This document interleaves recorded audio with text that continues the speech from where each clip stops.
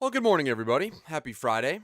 Hope everyone's having a fantastic start to their Friday, a fantastic close to the week. We've got one more show here in the books today, transfer portal wide receivers that we're going to discuss here on the show. Probably be a bit of a shorter show today. Probably have more fun in the post show, to be honest with you. We've got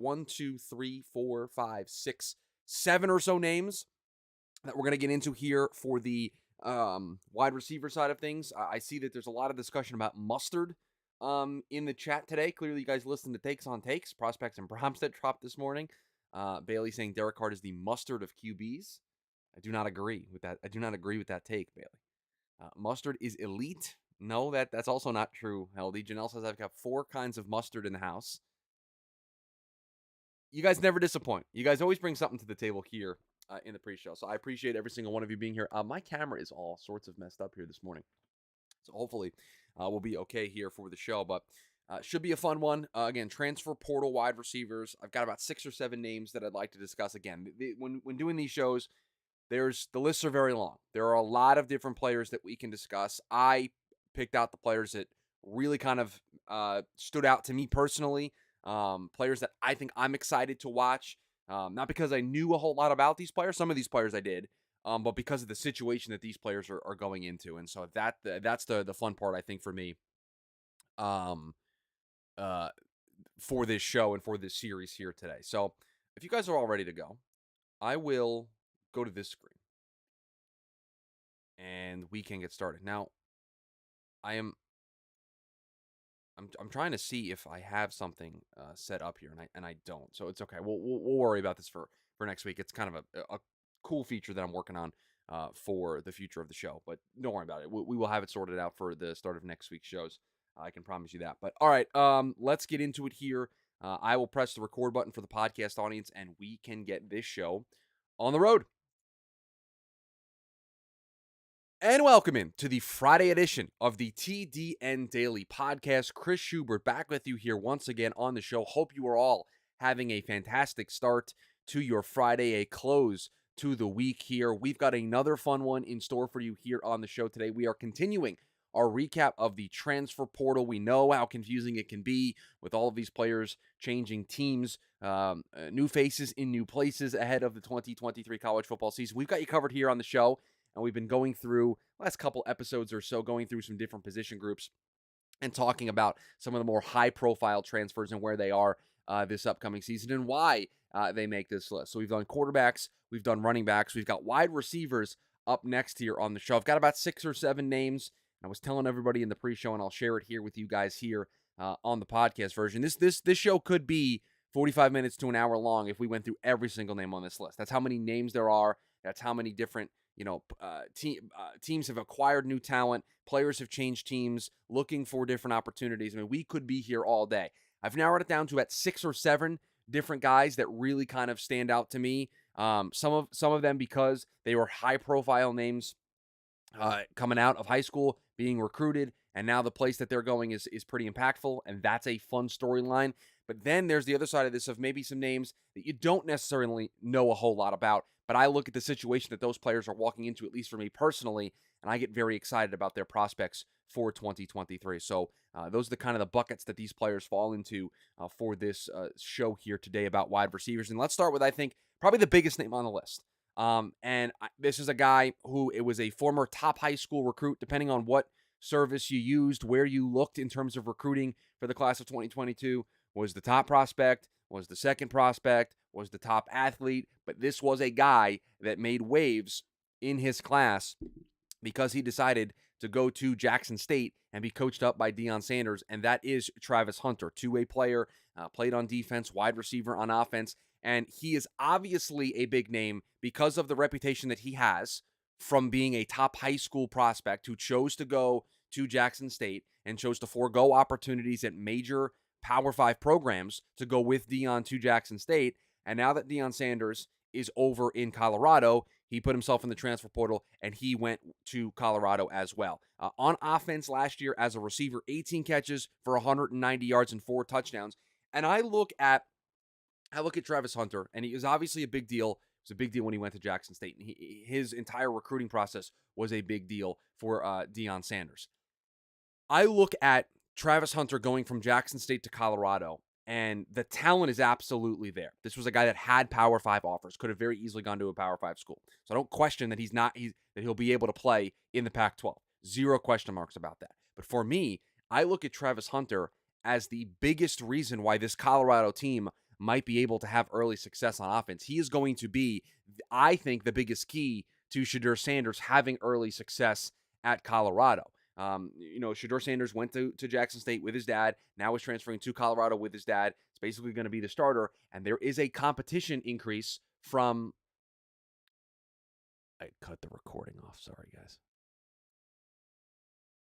There is a competition increase from going from Jackson State to Colorado, going from Jackson State to the Pac-12. And so when we look at that jump, Shedeur Sanders as quarterback is going to need help. And a player like Travis Hunter, who he's already developed chemistry with, that he's already developed a rapport with, that's going to be a really big deal for him to find success in 2023 to get Colorado off the ground running. I've made no bones about it here on this show that I am skeptical of the success that Colorado is going to have very early often in Deion Sanders' tenure there in Colorado. I am skeptical of this thing that they're doing, hiring Deion, who doesn't have a ton of coaching experience, and what they're doing with having guys leave in the transfer portal, just bringing in all their guys from Jackson State who wanted to come with them. Like, I am skeptical of it all working. I'm skeptical of the way that Deion Sanders has approached it and it leading to long-term success there in Colorado. But if it is going to have early success, this experiment, what they're doing in Colorado with Deion Sanders as a big marquee hire to turn that program around, then I think Travis Hunter is going to be a big part of that because I think he's going to help the quarterback out a ton. Sportsnet asks, are you counting tight ends in this group too? No, just wide receivers here for the show today. So we've got Travis Hunter as one of the top names here on this list, probably the top name because, again, I think he's so integral to how successful this team is going to be in 2023. Next guy up for us to discuss here, Dante Thornton, going from Oregon to Tennessee. And you look at this guy and you look at the stats that he's been able to put up in his time in Oregon. 26 catches in 15 games, averaging 20.8 yards per catch with 3 touchdowns. And in doing research about Thornton, didn't know a whole lot about him, but I've seen a lot of quotes from Josh Heupel, Tennessee head coach, where Dante Thornton is transferring into. And Heupel has talked up the versatility of this kid, being able to play both inside and outside. This was a top 10 wide receiver prospect from the class of 2021. And on this show and in this series, we've gone out of our way to talk about how you get on this list, you become a guy that we talk about, that we highlight because of opportunity. And the opportunity at Tennessee, because Hyatt and Tillman are gone, and there is a void to be filled there on this team, that is the definition of the opportunity that we're talking about on this show. And Brew McCoy is going to get a lot of the buzz. He is going to rightly get a lot of the attention there in that offense. But after Brew McCoy, they're going to need somebody else to fill in, and I think Thornton can be that guy, and he might be able to find a role. You got Heupel talking him up a bunch. You have a guy that has a proven track record of being in a Power 5 program, and the opportunity is there for him. So he is another guy on this list for me. Speaking of the Pac-12, a lot of Pac-12 here on this show. Travis Hunter going to Colorado, Dante Thornton coming from Oregon, Dorian Singer going from U of A to USC, and I don't know how much the listeners of this show, the live YouTube chat, you'll tell me in real time if you know a lot about Dorian Singer, but I don't know how many people know Dorian Singer's story. This is a former preferred walk-on to the University of Arizona. And when I tell you what this kid did in 2022, you're going to be questioning why he was a preferred walk-on. 66 catches for 1,105 yards. That is 16.7 yards per catch and 6 touchdowns. You say, Chris, that's a very impressive resume in 2022. This is a guy that also was tied for the Pac-12 lead with 5 catches of 40 or more yards and 11 catches of 30 or more yards. He also led the Pac-12 with 21 catches of 20 or more yards. You want to talk about a big play threat? Dorian Singer is that guy. I mean, the leader in the Pac-12 in all of these categories. 40-plus yard catches, 30-plus yard catches, 20-plus yard catches. The dude is a big play threat. And with 2 years of eligibility, where's he going? He's going to the USC Trojans. And I literally will read verbatim the notes that I have written down about Dorian Singer. The last note that I have written down here is something joining the USC offense. Because When you join Lincoln Riley and you join Caleb Williams, and I know they still got Mario Williams there as well, who's I think going to have a good season there. But Dorian Singer, big play threat, all the statistics that I just mentioned.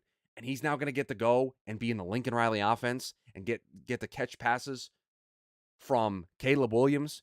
If you don't think Dorian Singer is going to be able to completely build off of what he did in 2022, man, I think there's a big year in store for Dorian Singer. And again, down there at U of A in the Pac-12, maybe doesn't get a lot of attention. People maybe not recognize how good of a year this kid had in 2022, how good he was among the elites of the Pac-12 pass catching group. I don't think you're going to be able to ignore Dorian Singer in 2023 with where he's going, how good we think USC is going to be, the attention and buzz that Caleb Williams is going to get for the 2023 draft. I am super, super excited to see Dorian Singer in that offense in 2023. Very, very excited about what the prospects are here for this team. The next guy up on the list, we get out of the Pac-12, everybody. I know you guys were enjoying all the Pac-12 after dark there, but we get out of the Pac-12. And we talk about a guy that I think when discussing draft prospects, this is a guy that's going to be on people's short lists. And that's Zachary Franklin going from UTSA to Ole Miss. I'll read directly from my notes here. Check out these stats from the last two seasons. So the last two seasons for Franklin combined, 174 catches, 2,164 yards, and 27 touchdowns. You want to bring it down to just what he did last season? 93 catches, 1,137 yards, and 15 touchdowns. And those 15 touchdowns were second in all of FBS among wide receivers. It's pretty impressive. Former first team All-Conference USA team twice. Now, since we're here, everybody loves a good sidebar here on the show. And I don't know how many people listening to this podcast or who are part of the live YouTube audience know this. But have we seen that Conference USA, CUSA, has gotten rid of the hyphen? The dash in between the C and the USA is gone now. They have bridged the gap.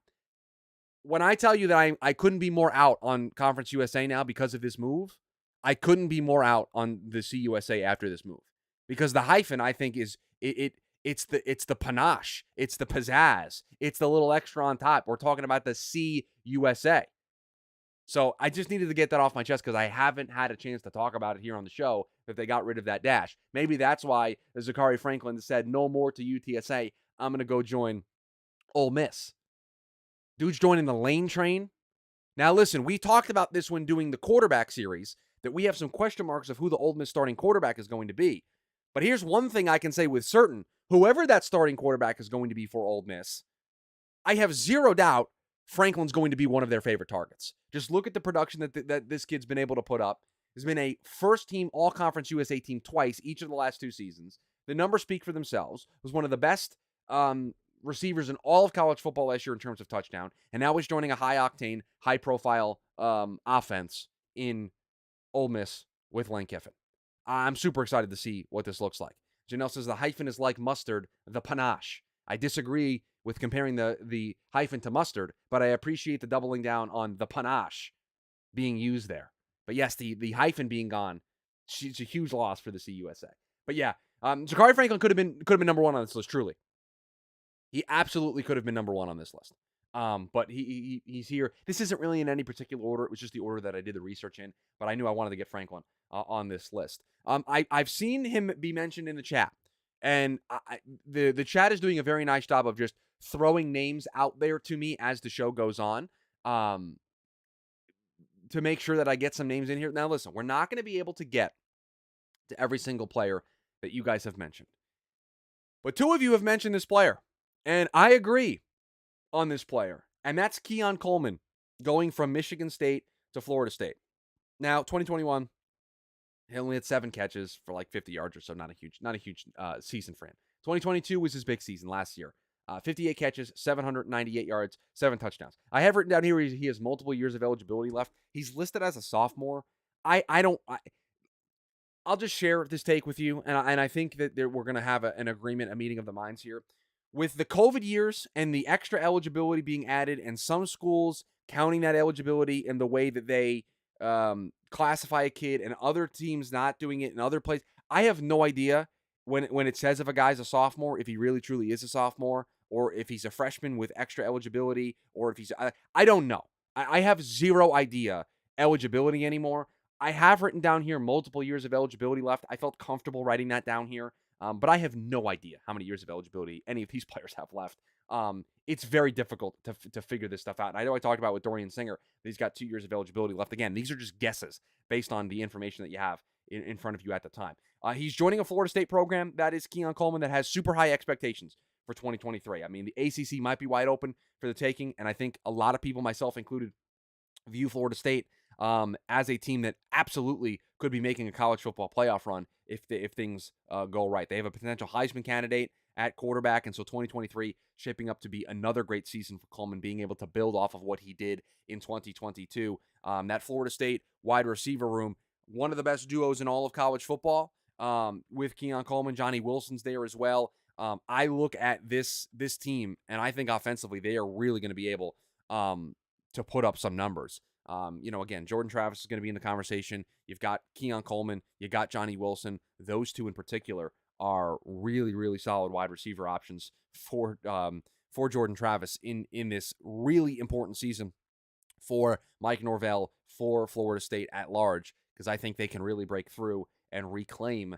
some ACC glory this upcoming season. Keon Coleman might have a major, major role in that. We've got 2 more names to discuss, and they're kind of a combo. So in doing research for this next player, and that player being Dominic Lovett going from Missouri to Georgia, listed as the starting wide receiver for the Bulldogs ahead of the 2023 season, and for good reason. Really solid 2022 campaign inside of the SEC. I think that's really important. Had 56 catches, 846 yards, and 3 touchdowns. And Dominic Lovett's not the only SEC wide receiver that's transferring into Georgia this season. Robert Thomas, who's also joining Georgia, he's coming from, I believe, Mississippi State.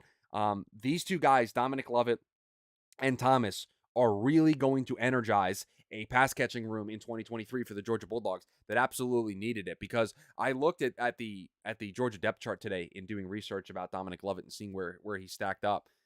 They've got really entering this season, if they didn't have Lovett and Thomas who transferred in, Ladd McConkey was probably going to be their top option at wide receiver, and they needed some help there, and so they went out via the transfer portal and got 2 players that absolutely helped them in Lovett and Thomas, who I think are going to be huge parts of this offense in 2023. And so they used the transfer portal to their advantage. They got guys with SEC experience. I think that's huge. There's not a massive learning curve when you're in the SEC to be able to get up to speed very, very quickly. And it's a new era for Georgia football with Stetson Bennett gone. And so we'll see what this new chapter for Kirby Smart looks like. I'm looking at this lovely quarterback room that Georgia has as Carson Beck, Brock Vandergriff, and Gunnar Stockton is their future there at quarterback. And so these are the names that I have written down. There were some other names that the chat have in there. Adonai Mitchell I've seen in there. Who else? Jair Shorter at Auburn will have a good year, I think, too, says Bailey. They need someone to step up, and he has talent. Yeah, I mean, listen, like I said at the top of the show, and I will repeat here, there are a lot of names that could have made this list. We could have been here for a while. These were the names that stood out the most to me in doing research. These were the names that really enticed me, that I'm going to have on my short list to watch a ton of here in 2023, just because I think they're going to be very enjoyable. And I love the situations that most of these guys are finding themselves in ahead of 2023. And you know me, we love to talk about opportunity here on the show. And so these were the guys that really stood out to me in this process. And so that's going to do it for us here on this edition of the podcast, this transfer portal series. I don't think, just a little bit of a PSA here to close the show, I don't think we're going to continue this series with each and every position, just because, listen, I'll be the first to admit that I don't know a lot about the transfer offensive tackles or the transfer linebackers. Like, the skill position groups, I think, are a little bit easier in college football, and so we might do a best of the rest show and gather some names across the rest of college football and do that. And so we are going to have that show for you guys next week, and then a little bit of a programming note for you next week. The Tuesday edition of the show. So this does not matter for the Monday edition of the show, but for the Tuesday edition of the show, there will be no video version, and we will not be live on the Tuesday edition of the show. I am traveling Monday night and taking a red eye that is going to interfere with the recording time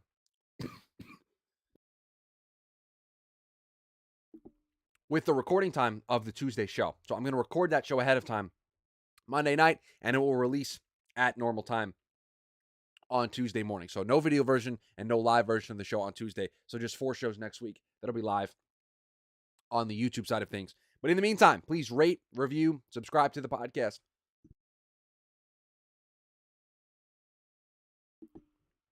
In the meantime, please rate, review, subscribe to the podcast, share the show.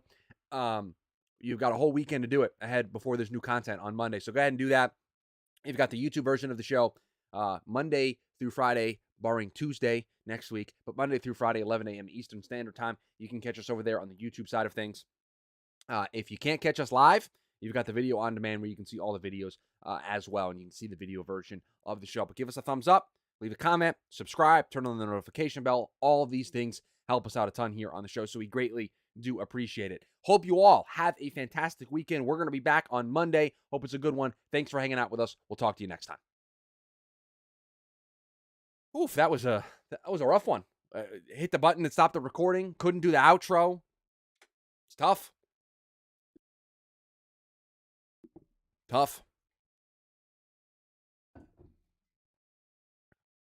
Bailey says, wow, Chris is abandoning us. It's one show. It's one show. You're going to have to listen to the podcast version of the show one time. All right, what do we want to do in the post show?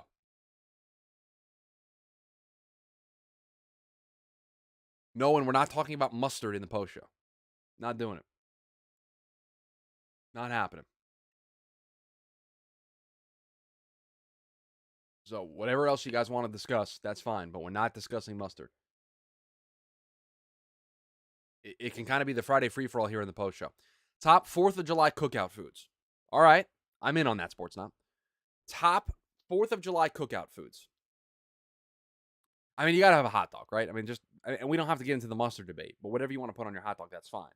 But you've got to put a hot dog on the list. Listen, I'm impartial. You give me a good steak on 4th of July, man, that's fantastic. A little steak with some mac and cheese. Oh.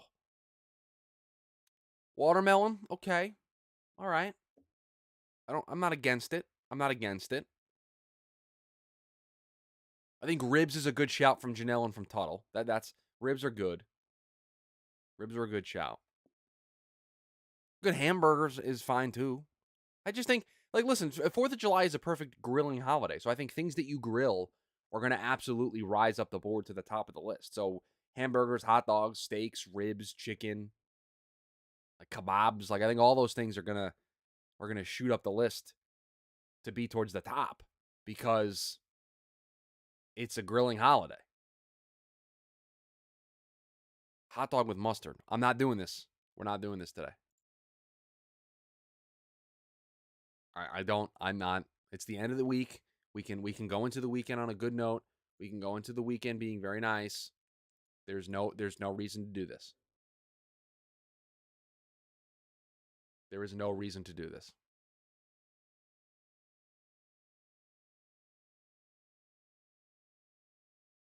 Bratwurst. Bratwursts are good. Boiled hot dog like Nathan's or grilled. I can go either way. On the hot dogs.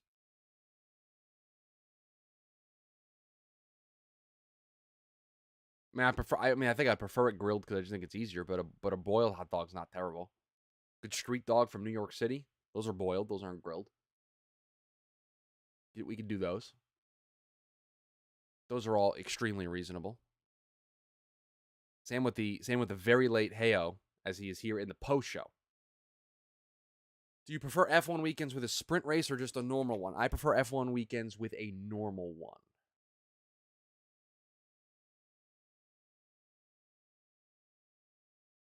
Do you consider eating competitions like the hot dog contest? Is it a sport? I mean, it's a competition, so yeah, it's a sport.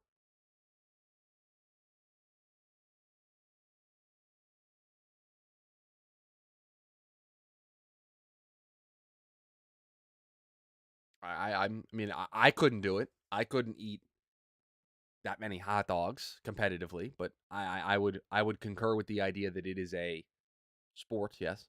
that you train for and do all these things for. So yes, I'm in on that.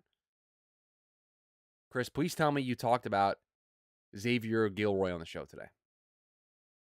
Damn, I got bad news for you. Xavier Gilroy did not make the show today. I apologize. Yeah, Joey Chestnut is an athlete. Yes. I'm sorry, Sam, that I did not talk about Xavier Gilroy for you. I apologize. I'm sorry.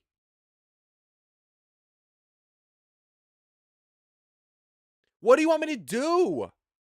We can't sit here and talk about 47 different wide receivers. I thought I had a good list.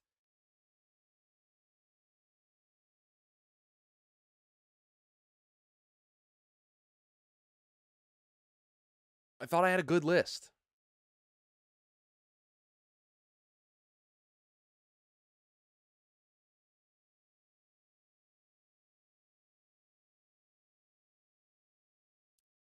Sportsnot, I can't mention every single I cannot mention every single wide receiver that was in the transfer portal. I can't do it.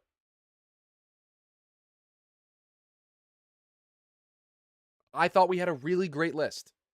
Where's the list? We had, hold on here. We had Travis Hunter, Dante Thornton, Dorian Singer, Zachary Franklin, Keon Coleman, Dominic Lovett, Robert Thomas. What do you want me to do? That's a great list. Bailey, because it's one thing to just go through them. I have to have notes on every single player so that I'm not just sitting here going, Keon Coleman transferred from Michigan State to Florida State. There's research that goes into every single one of these players to look up their stats, to look up the situation they're going into. Like with Thornton, I got a quote from Heupel in here that I found where he talked about how he's being very versatile and it can play inside and out. Like that's stuff that I can't find unless I dive into the player.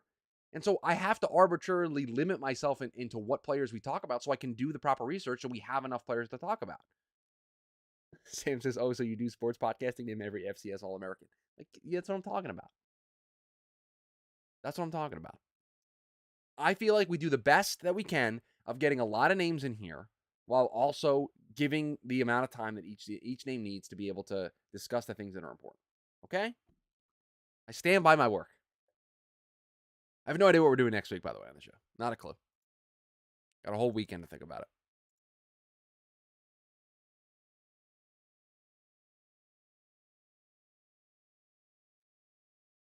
All right, folks. That's going to do it. I got to edit this show, and it's got more edits than normal because I ended the recording, and then I also had 2 coughing fits in the show. So we've got a little bit more stuff to do here on the show.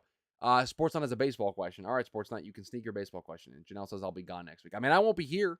You're only going to get one show from this setup next week. That'll be Monday's show.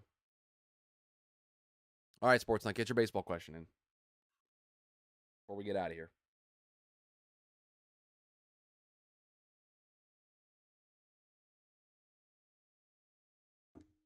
Just sitting here waiting on you, Sportsnet.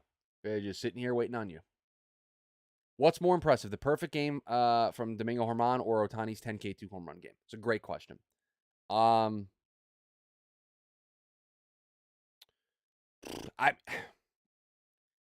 default answer when you presented it that way was the perfect game because it's only the 24th in the history of the game, and the history of baseball is very deep.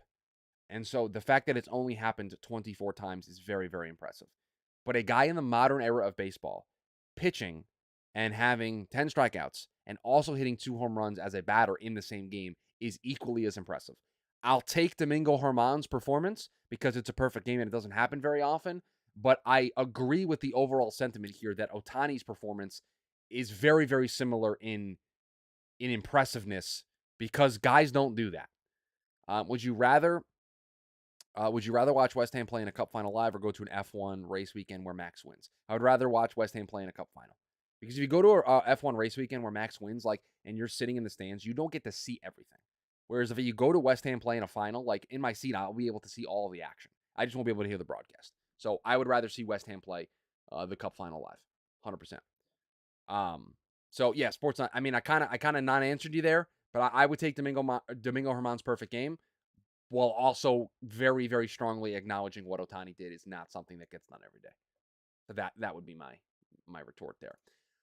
But all right, guys, everybody have a fantastic weekend. We're not taking any days off for the holiday next week, so you'll have a show on Tuesday, even though it's the 4th of July, because I'll just record it on Monday. So we're gonna have 5 shows next week. So hope you all have a great weekend. For those of you who have extended weekends, hope it's a good one. If you have an extended weekend and you're around on Monday, I expect you to be here and be hanging out with us live and joining the chat. So tell a friend, tell a coworker. There's probably a lot of people that that have off on Monday. I want to see them here on the show joining us with whatever we're going to be doing, because it'll probably have debates. That's where we thrive here on the show. And so we want to have a lot of people in here doing this. So that's your homework assignment for the week, chat. That is your homework assignment. You have to get people in here. If you have off on Monday and you're going to be hanging out with us, you got to spread the word. Spread the word in the Discord. Spread the word among your friends that you got to get people in here on Monday's show. That's what you got to do. So hope you all have a fantastic weekend. We're back on Monday. Have a good one, everybody.